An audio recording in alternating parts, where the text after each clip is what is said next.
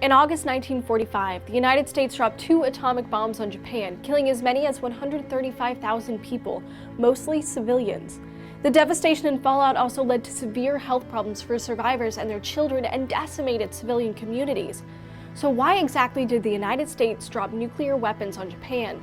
Well, in the years leading up to the bombing, World War II was in full swing. On one side were the Allies, consisting of the US, the UK, and a number of mostly European countries. On the other were the Axis powers, Germany, Italy, and Japan. The catalyst for direct confrontation between the US and Japan happened on December 7, 1941. At the time, Japan had begun advancing their fleet into the Central and Southwest Pacific, which included US territory in the Philippines. Japan intended to neutralize the threat of US force by bombing their Pacific fleet at Pearl Harbor. The surprise attack didn't disable the US's Navy, but it did immediately result in a formal declaration of war on Japan. Fast forward to 1945, Italy had already surrendered and the Allies were invading the German capital. On April 30th, Adolf Hitler committed suicide, and by May, Germany surrendered. But Japan refused to surrender and continued to fight unabated. Now, with all eyes on Japan, the Allies needed to figure out how to end the war and prevent further casualties. The first plan was to conduct an all-out invasion of the Japanese mainland in what was called Operation Downfall. However, Japan's unique geography meant there was really only one predictable invasion entry point. A preliminary study determined that as many as 280,000 people would die in the invasion. In July, the Allies called for Japan to surrender, promising to bring prompt and utter destruction if they refused.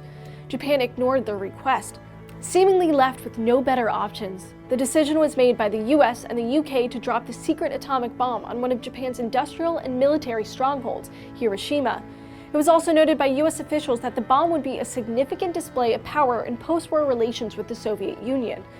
On August 6, 1945, a bomber plane dropped the 15-kiloton bomb, killing 30% of Hiroshima's population almost instantly. In the following days, the Allies again called for Japan's surrender, warning of further destruction if they refused.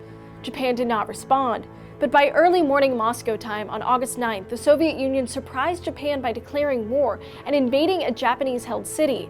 This shook Japanese officials who did not expect the Soviets to violate their neutrality agreement. It also removed a huge assurance for Japan that the Allies would not be able to easily invade them by land. Several hours later, the US dropped another atomic bomb, this time in Nagasaki, killing as many as 75,000 people. After 6 days of deliberations, Japan officially announced their unconditional surrender on August 15th, finally ending World War II. Today, the lasting effects of the bombings can still be seen throughout the two cities. Despite repairing the physical damage and rebuilding the relationship between the US and Japan, the events continue to weigh heavily in both countries' histories. Over the past 70 years, the moral excuse for dropping nuclear weapons has been widely challenged and debated.